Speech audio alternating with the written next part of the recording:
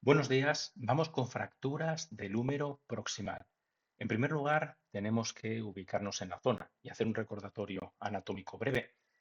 Tenemos la región del hombro, ¿vale? El deltoides con las tres porciones principales del deltoides y vemos ya por aquí toda la estructura ósea y muscular de la articulación glenohumeral, cavidad glenoidea de la escápula y tendríamos la porción proximal del húmero. Muy importante sobre todo en esta porción proximal, en esta epífisis, tendríamos que distinguir por una parte un tubérculo menor que era medial y un tubérculo mayor que sería lateral. Troquín, tubérculo menor, troquíter, tubérculo mayor.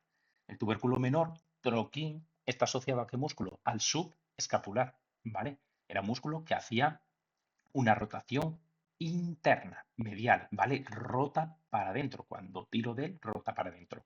Ahora bien, en el tubérculo mayor teníamos insertados una serie de músculos que formaban un conjunto, voy a quitar el trapecio, que teníamos por una parte en tubérculo mayor el supraespinoso, venía por encima de la espina, ¿vale? Supraespinoso, infraespinoso por debajo de la espina y que llega al tubérculo mayor.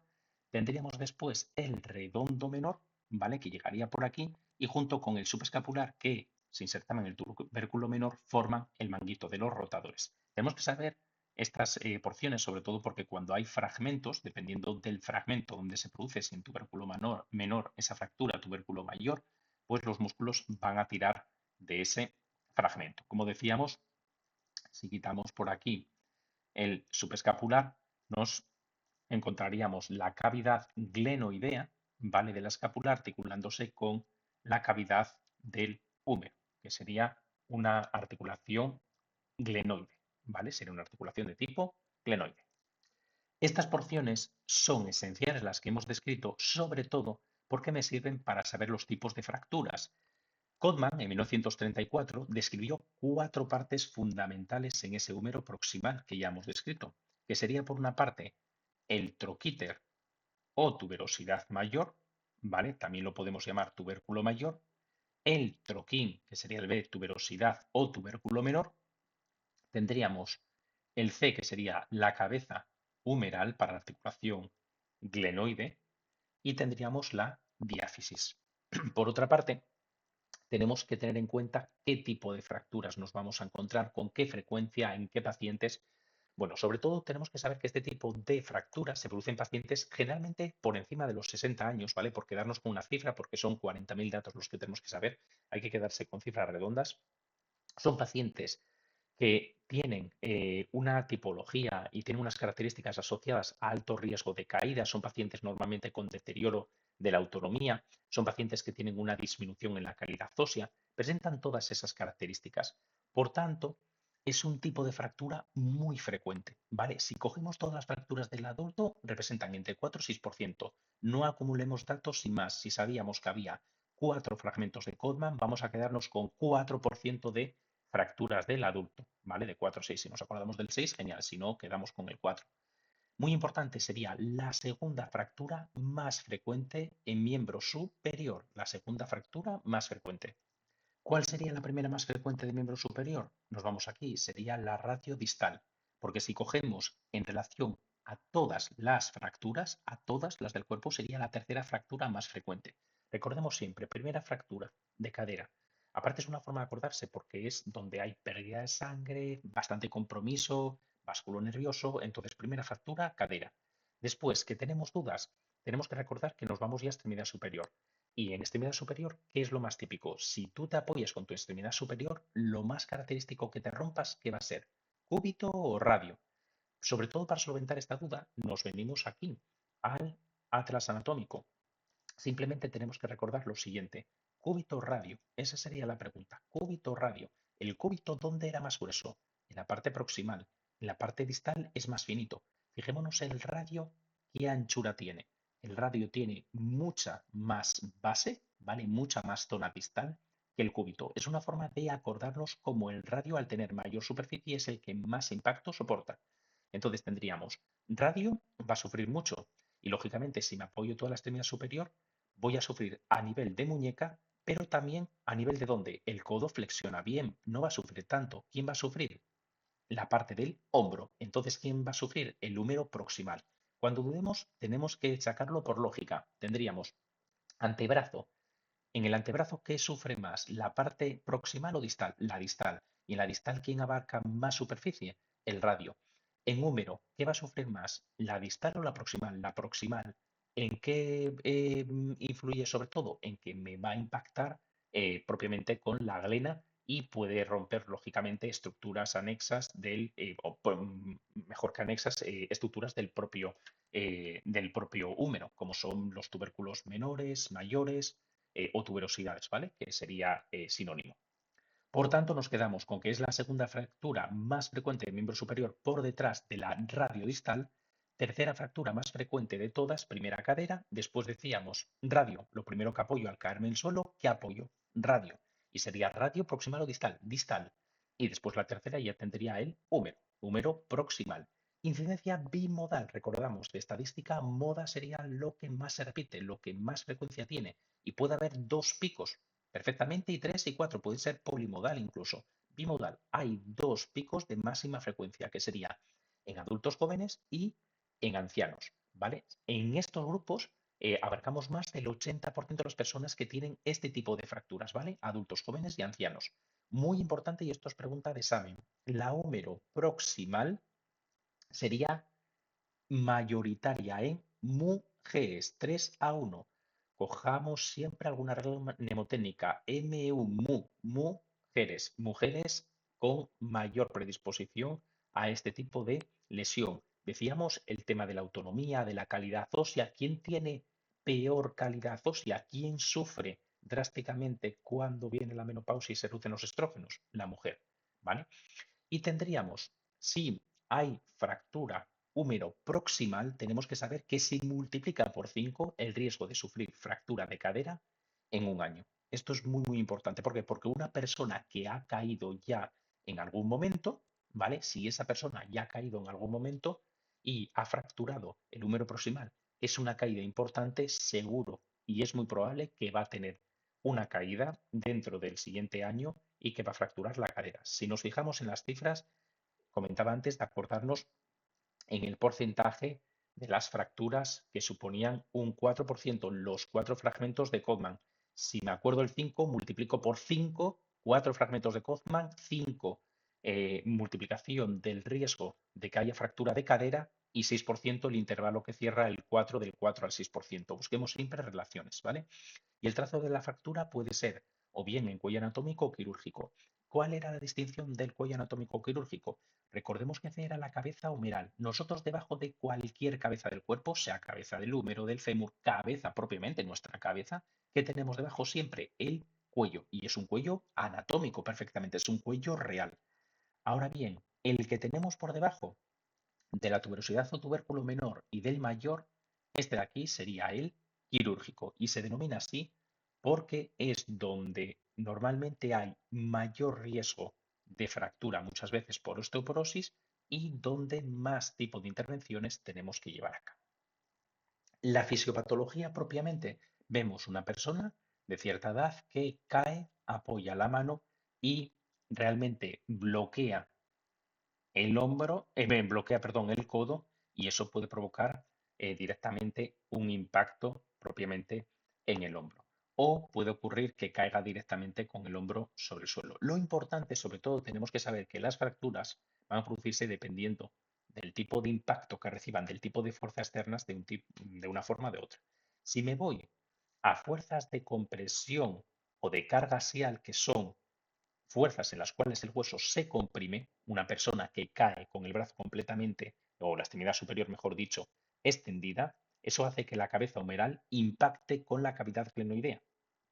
Y eso provoca una impactación y normalmente aparece una fractura con minución, es decir, con múltiples fragmentos. Es la fractura típica en valgo. Entonces, en valgo tenemos que recordar que son fracturas con fuerzas de compresión. Ahora bien, siempre que hablemos de valgo, recordamos que es una deformidad, ¿vale? Que empuja, la fuerza empuja el brazo hacia afuera, ¿vale?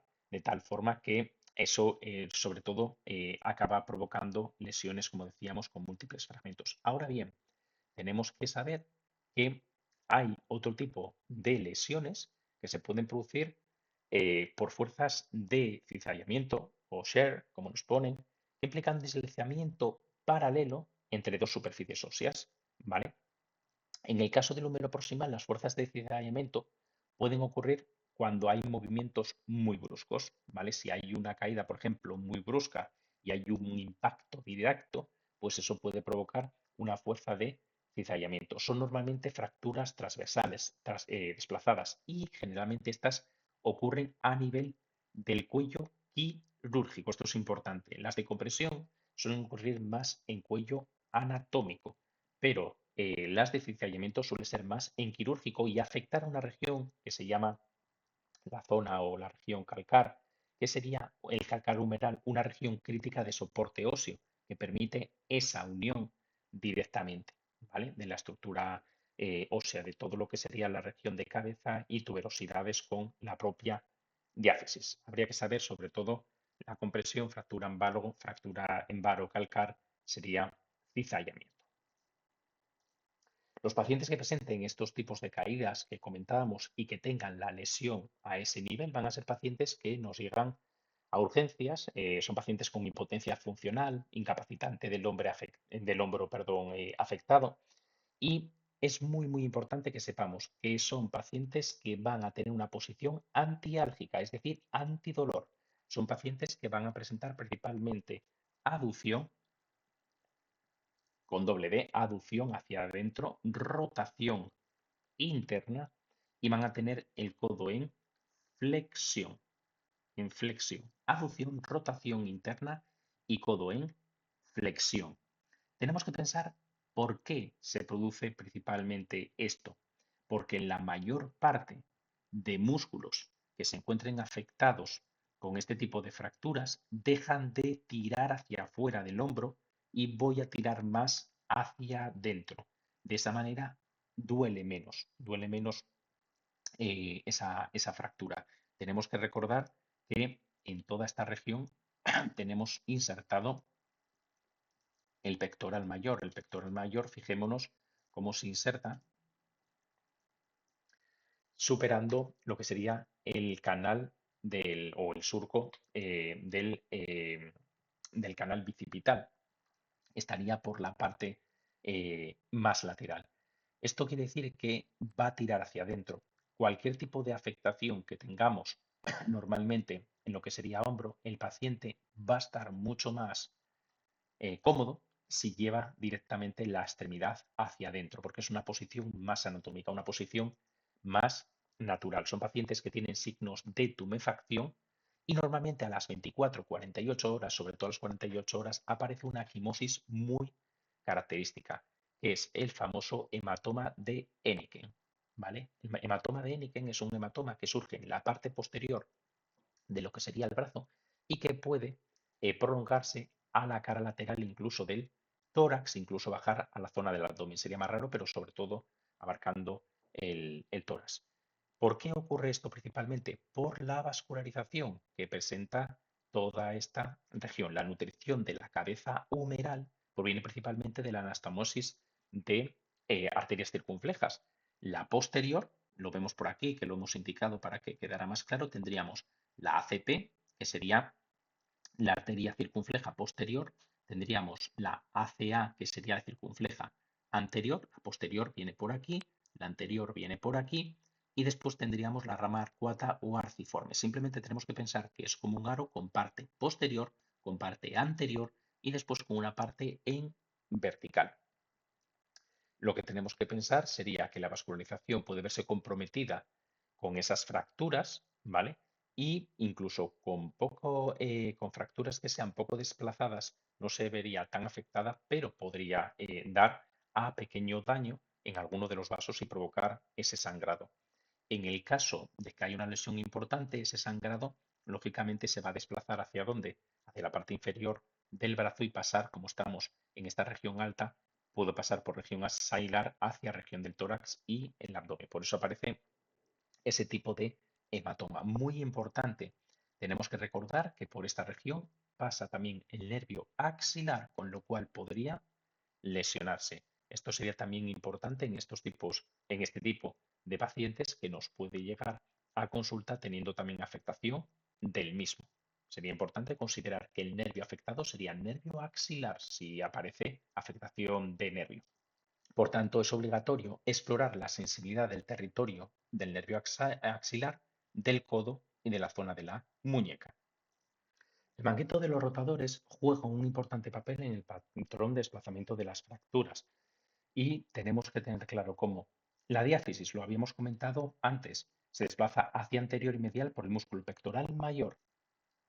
Como comentábamos, tendríamos el pectoral mayor y fijémonos, el pectoral mayor está insertándose, si cojo el bíceps braquial, tenía dos porciones, ¿vale? La porción corta, de ir a la apófisis coracoides de la escápula y la porción larga, que ese tendón de la porción larga del bíceps recorría el surco o el canal bicipital, caminaba hacia o para pasar entre el tubérculo menor y tubérculo mayor y se insertaba en la apófisis supraglenoidea, por encima de la cavidad glenoidea, ¿vale? Lo importante sobre todo que ese pectoral mayor se está insertando por afuera, por la parte lateral, en lo que llamamos la cresta del tubérculo mayor. Tenía tubérculo mayor, pues por abajo baja como una cordillera, y esto sería la cresta del tubérculo mayor. Y hay una cresta del tubérculo menor, pues se inserta en la cresta del tubérculo mayor, con lo cual el pectoral mayor, como si fuera una cuerda, tira. Lógicamente, hacia donde tira, no va a tirar para afuera. Si yo tengo aquí una cuerda atada y tiro de ella, ¿hacia dónde va toda esta extremidad superior? Rota hacia medial. Por eso, en esta parte nos dicen cómo la diáfisis se desplaza hacia anterior y medial por el músculo pectoral mayor. Empuja también un poco hacia adelante. Troquíter. El troquíter se desplaza, el tubérculo mayor se desplaza hacia posterior por el infraespinoso y arriba por el supraespinoso. Nosotros tenemos aquí este fragmento. Este fragmento tendría que estar aquí. Aquí ha habido fractura, ¿vale? Este fragmento se ha desplazado. ¿Y por qué se ha desplazado? Se desplaza hacia arriba, ha salido disparado hacia arriba por el supra y se desplaza hacia atrás por el infra. Vamos a verlo por aquí en el esquema. Si yo tengo una fractura a nivel del, vamos a quitar el trapecio, del tubérculo mayor, este fragmento, si yo lo corto por aquí y se rompe por aquí, el supraespinoso va a tirar de este fragmento de tal forma que lo eleva y aparte de elevarlo, el infra hacia dónde tira, no tira hacia arriba, el infra tira hacia atrás, porque el infra tenemos que recordar que era rotador externo. Por una parte tiro hacia arriba con el supra y con el infra tiro hacia la parte posterior. Bien, y vamos a ver por aquí cómo después el subescapular, que recordemos que era el único del manguito de los rotadores que rota hacia adentro, tiende a retraer hacia medial el troquín o rotar internamente, que es lo que estamos viendo. Esta visión es una visión anterior, ¿vale? Tenemos la parte anterior de la escápula insertándose el subescapular que llega al troquín, que es este fragmento que se ha desprendido. Si yo me vengo a esta región, se desprende y sale disparado hacia dónde, el fragmento hacia medial, hacia adentro, ¿vale? Sería también importante saber esa ubicación para entender las lesiones que pueden ocurrir. El estudio de imagen sería fundamental en este tipo de pacientes, ¿vale? ¿Qué estudio de imagen tenemos que hacer obligatoriamente? Radiografía antero-posterior, que es esta imagen que estamos viendo por aquí, imagen en radiografía lateral o Y escápula, ¿vale? Que se llama Y escápula lógicamente por la morfología que estamos viendo, y tendríamos la radiografía después axilar, ¿vale? Que entraríamos entonces de esta forma. Lo importante, tenemos que tener en cuenta en este tipo de pacientes, cuando veamos este tipo de imágenes, en la imagen antero-posterior, ver siempre la continuidad del hueso, ver que no hay ningún tipo de fragmento ni de discontinuidad. Aquí precaución en esta imagen que estaba señalando, estaba mirando el dibujo arriba y señalaba aquí abajo, aquí cuidado que esta imagen no sería una imagen correcta de lateral, ¿vale? Precaución con el esquema. Sin embargo, estas sí que corresponden a antero-posterior, ¿vale? Esta sí, la lateral tenemos que pensar que el paciente lo estamos colocando de esta forma. Fijémonos cómo se forma esa región en Y, ¿vale? Nada más que tenemos esta estructura, entonces sí que se visualiza una estructura en forma de Y. Y después tendríamos la de la región axilar, ¿vale? Tendremos entonces también región axilar, sería importante distinguirla bien.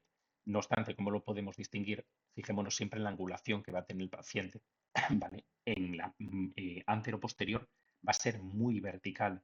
En la lateral tenemos que ver muy bien al detalle y por eso nos interesa la escápula. Fijaros sobre todo en lo importante, en esos detalles para distinguirlo. ¿Vale? Un anteroposterior, ¿estoy viendo realmente bien la escápula? No.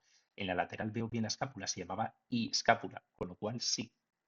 Y después, si tengo mucha más angulación, no es que va a ser una anteroposterior mal tomada, sino que estoy viendo una imagen de tipo axilar. El estudio de imagen muchas veces tenemos que saber que puede y debe complementarse con tomografía computerizada y a veces puede ser con reconstrucción, vamos a verlo a continuación, a veces con reconstrucción en 3 dimensiones, tridimensional, para establecer principalmente el nivel de conminución de fragmentos que pueda haber de si hay luxación en alguna región que en una radiología simple puede pasar inadvertida, incluso de lesión de tejidos anexos. Y si queremos ver si hay tejidos anexos afectados, podríamos realizar también, en algunos casos, resonancia magnética. No sería de primera elección, pero la resonancia magnética nuclear, por ejemplo, nos puede indicar si hay afectación del manguito de los rotadores o no, incluso si hay un retraso en la consolidación o si hay pseudoartrosis en este tipo de pacientes. Como decíamos, es fundamental la clasificación. Muy importante, ningún sistema de clasificación, ninguno, hay un montón de ellos, ha mostrado ser más útil que el de NER modificado. Y ese de NER de 1970 se basa en los cuatro segmentos con los que abríamos la clase de Codman, que era troquíter, troquín, cabeza y diáfisis. Pero es importante que esos cuatro segmentos, NER los tuvo en cuenta y definió diferentes tipos de fracturas siempre que hubiera desplazamiento, es decir, consideraba fragmento aquel trozo de hueso que tenía un desplazamiento de más de 1 centímetro o una angulación mayor a 45 grados. Si un fragmento no se desplaza a 1 centímetro, por encima de 1 centímetro, que sea 0,5 o 0,8, no se considera fragmento, no estaría desplazado. Y si no tienes angulación, tampoco. En esta clasificación de NER, sobre todo tenemos que saber que se distinguen por una parte las que son no desplazadas, sin desplazar, estables, es un espacio interfragmentario entre fragmentos menor a 1 centímetro o angulación inferior a 45 grados. Y después tendríamos fracturas ya propiamente desplazadas en 2, 3, 4 fragmentos. Puede ser fracturas con impactación, con división de la cabeza, que es lo que denominamos en inglés head splitting. Fracturas, por ejemplo, asociadas a luxación. Y sí que sería importante cuando el trazo de la fractura aísla la cabeza humeral, ¿vale? Cuando hay una fractura y la cabeza humeral queda, por ejemplo, en esta aislada del resto de segmentos, normalmente hay mayor riesgo de ausencia de consolidación. Incluso puede haber mayor riesgo de necrosis de esa cabeza humeral cefálica, sobre todo si hay luxaciones asociadas, ¿vale? Habría que tener precaución. En base al patrón de NER, Foruria en 2011, hubo una revisión en 2022, sacó diferentes patrones de fractura. Tendríamos, en primer término, nos ponen Isolate Tuberosity, que sería, bueno, una fractura en las cuales habría afectación únicamente de las tuberosidades del húmero proximal.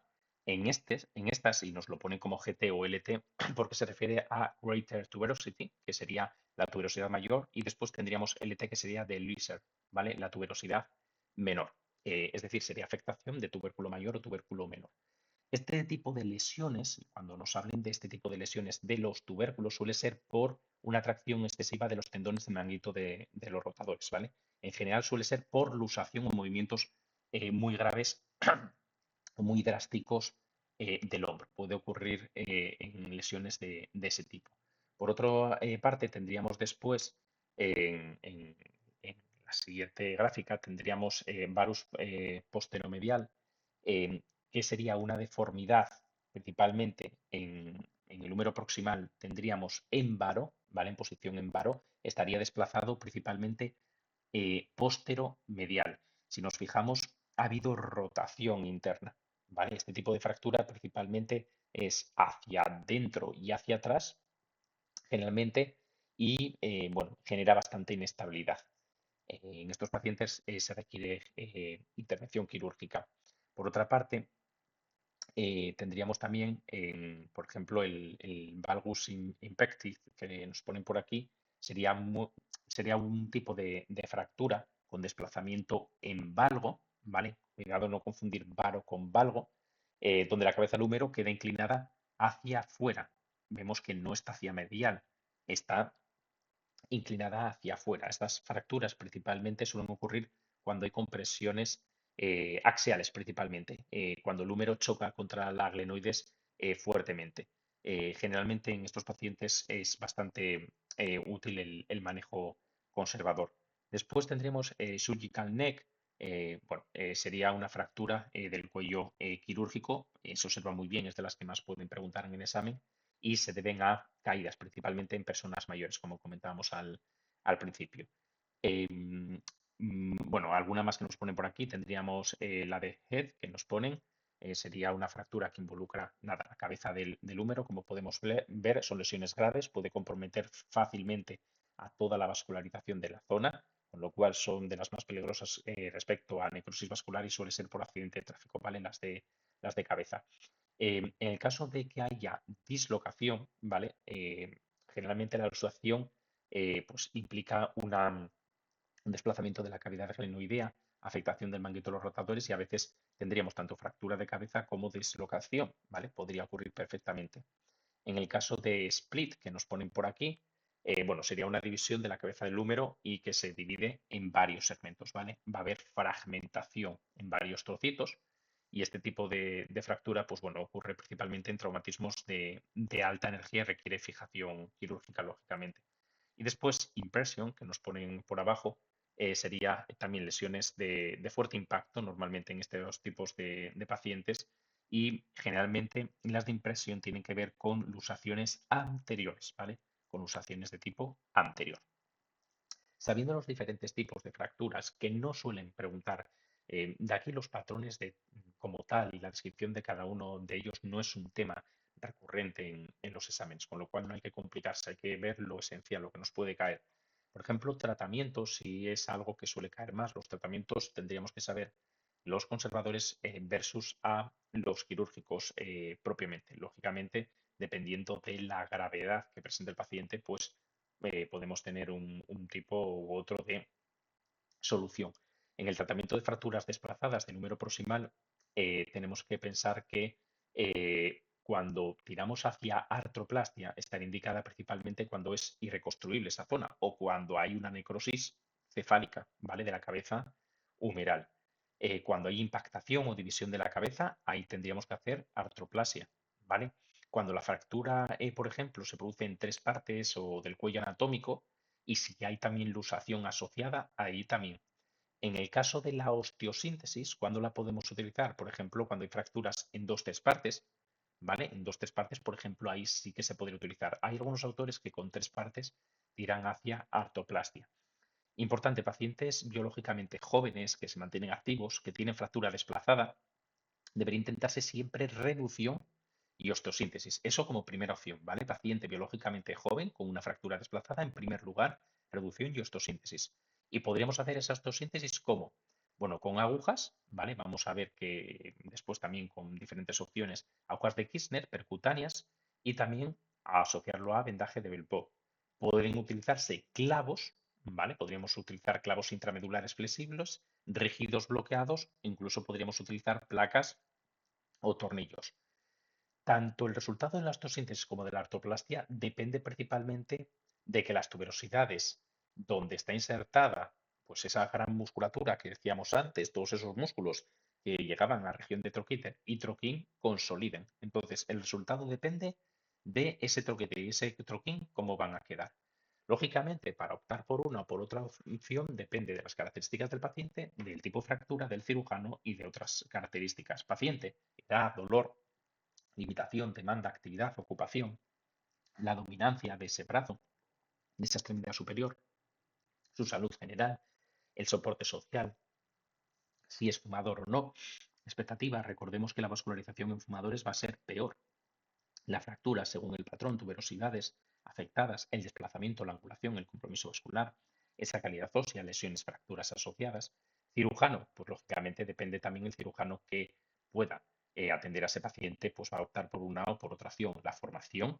Después tendríamos, es muy característico en este tipo de fracturas, como puede ser por trauma o por un hombro propiamente quirúrgico, el equipo instrumental, perdón, y después, dependiendo del sistema de salud, si privado o público, tecnología, también las expectativas culturales que pueden existir. Todo esto, lógicamente, acaba influyendo. Factores a tener en cuenta, todo ello y, lógicamente, trabajar en equipo muchas veces multidisciplinar para hacer el mejor abordaje. Muy importante, en las fracturas tenemos que saber que mayoritariamente va a ser conservador, ¿vale? 80-85 y quirúrgico el 15-20.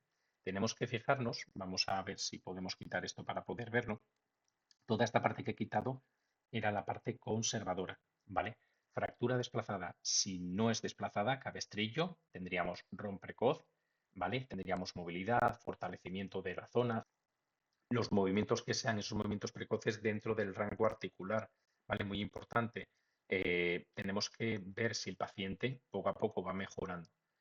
Si hay fractura desplazada, si es anciano, si tiene varias enfermedades, hay comorbilidad, una baja demanda funcional, no requiere esa extremidad para trabajo, para uso diario, pues puede ser conservadora. Ahora bien, si la fractura es desplazada eh, y no es una persona anciana, ¿vale? O bien, si una vez que hemos puesto un tratamiento conservador hay empeoramiento del desplazamiento, hay dolor no controlado, función deficiente, insatisfacción del paciente, optamos por cirugía. La tuberosidad mayor a 5 milímetros, varovalgo desplazamiento significativo, diáfisis humeral con severo desplazamiento o la superficie articular que sea de 2 milímetros. Si hay un desplazamiento en las tuberosidades de más de 5 milímetros, el problema es que los músculos probablemente no estén funcionando adecuadamente, por eso hay que operar, igual que el caso de las superficies articulares. Todo esto ya estaríamos en terreno quirúrgico, lógicamente. Alta demanda funcional, después sintetizable la calidad ósea, si hay buena vascularización. Entonces, si a todo esto es que sí, alta demanda, que hay buena calidad ósea, buena vascularización, pues optamos por la síntesis, con placa o con clavo, ¿vale? Ahora bien, si no, entonces optamos por artoplastia. En esos casos, artoplastia. Recordemos que en placa o clavo estaríamos hablando de reducción, por una parte, fijación, lógicamente tendríamos reducción abierta y fijación interna, ¿vale? Reducción, estaríamos alineando los fragmentos fracturados abierta porque estamos operando al paciente, estamos abriendo el paciente, y fijación interna porque vamos a fijarlo con placa o clavo para mantener esas zonas. La ortoplastia no sintetizable, split joven, alta demanda, compromiso vascular. En esos casos tendríamos ese tipo de hemiartroplastia y fijación de tuberosidades. En el caso de que sea anciano, baja demanda, osteoporosis o que haya rotura del manguito rotador, sería reverse. La diferencia principalmente, sea una fractura, por ejemplo, split joven, nada, simplemente recordar que sería un tipo de fractura en el cual el hueso se rasga, ¿vale? Se separa en fragmentos y a veces eso puede dificultar lo que sería la resolución. Es, bueno, principalmente ese tipo de fractura característico en pacientes jóvenes, ¿vale? Normalmente el split joven tiene que ver con un desplazamiento muy importante y con una alta demanda funcional. Ahora bien, ¿cuál es la diferencia entre el reverse y la miotroplastia? Pues fijémonos cómo lo normal sería que nuestro húmero terminase en cabeza humeral, ¿vale? Eso sería lo normal y sería lo que haríamos con la hemiartroplastia. En la miotroplastia, si tuviera una imagen por aquí, lo pondría. Vamos a poner una imagen rápida. Hemiartroplastia simplemente sería lo funcional, es decir, una miotroplastia es respetar la cabeza del hueso que estemos intentando reparar, ¿vale? Vamos a ver qué hay de cadera, de otras partes del cuerpo, pero es respetar la cabeza. Sin embargo, el reverse, ¿en qué consiste? Justo lo contrario, si nos fijamos aquí, lo que hemos hecho es en la cavidad glenoidea hemos puesto ahí propiamente la prótesis y va a ser la que actúa como cabeza. Y sin embargo, es propiamente el húmero, en su parte proximal, el que va a tener una estructura en forma de cavidad glenoidea. Es decir, que hemos invertido propiamente en la articulación, ¿vale? La articulación normal. Es algo bastante característico. La artroplastia, el tipo de reemplazo solo es la cabeza humeral, es parcial. La artroplastia reversa implica cambio de cabeza humeral y de clinoides completo. En hemiartroplastia en pacientes jóvenes con alta demanda, fracturas, artrosis leve, la reverse sería en osteoporosis, ¿vale? O una rotura masiva del manguito de los rotadores. Hemiartroplastia menos estable si el manguito del rotador está dañado. La artroplastia reverse, si el manguito rotador está afectado o no esté afectado, va a ser mucho más estable por el cambio que se ha hecho, lo que pasa que es una intervención mayor. La función del manguito de los rotadores es esencial para la hemiartroplastia y en el reverse no es necesario, ¿vale? Realmente no sería tan necesario la funcionalidad del mismo. Es menos compleja, lógicamente, la hemiartroplastia y mucho más compleja la cirugía tipo reverse. Tenemos por aquí una tableta que nos indica, según la edad, cómo podemos tratar al paciente y cómo intervenir. Por ejemplo, vemos en el caso de pacientes ancianos, la artroplastia nos vamos, por ejemplo, a casi 4 fragmentos, ¿vale? Sin embargo, en mediana edad sería ya head split o que sea una fractura dislocación, porque con 2, 3, 4 fragmentos estamos en osteosíntesis, es decir, que la edad influía lógicamente en el tratamiento. No tenemos que saber todo esto de memoria ni mucho menos. Por otra parte, ampliar la información que tenemos en cuanto al tratamiento conservador. Vamos a ver si lo podemos poner aquí de esta manera. El tratamiento conservador, como habíamos comentado, sería fracturas no desplazadas, desplazamiento superior del troquíter que esté por debajo de los 5 milímetros. Decíamos que si es mayor, quirúrgico. Después, menor a 10 milímetros en pacientes activos. El desplazamiento superior del troquíter que sea menor de 10 milímetros no entendemos que sea grave, por tanto conservador. Fracturas de cuello quirúrgico. Cualquier contacto óseo, por ejemplo, en ancianos jóvenes activos, desplazamiento de menos del 50% del diámetro de la diáfisis o, recordemos siempre, los 45 grados de angulación o la baja demanda funcional, ¿vale? También se podría eh, optar por el conservador. En jóvenes activos, que no nos despiste el hecho de que sean activos. Es en jóvenes activos, pero siempre que estén por debajo del 50% del diámetro de la diáfisis y por debajo de esa angulación. Si fuera mayor, lógicamente se interviene. Paciente dispuesto a aceptar un hombro con limitación de movilidad. Pacientes, por ejemplo, ancianos, ¿vale? Por eso un paciente anciano optamos por el conservador. Patologías añadidas que impidan la cirugía, incapaces de soportar esa cirugía, anestesia, mal candidato a rehabilitación porque no participe, porque no pueda, por demencias, etcétera, y paciente débil para seguir la rehabilitación o incapaz de comprender o recordar restricciones postoperatorias. Si nos fijamos, son realmente puntos bastante lógicos. Por otra parte, tendríamos fracturas mínimamente desplazadas, 10 días de inmovilización con Belpeo, posteriormente evaluar la estabilidad palpando tuberosidades y la corredera bicipital. Muy importante esa corredera bicipital que hablábamos antes, ¿vale? Ese surco o canal bicipital. Si se mueven como una unidad, empezar movimientos pendulares. De lo contrario, continuar inmovilización. Esto es lo que nos marca que podamos hacer ya ese balanceo. Después realizar ejercicios asistidos y a las 6 semanas empezar con estiramientos máximos, pero serían 6 semanas. Hay que acordarse otra vez del 6.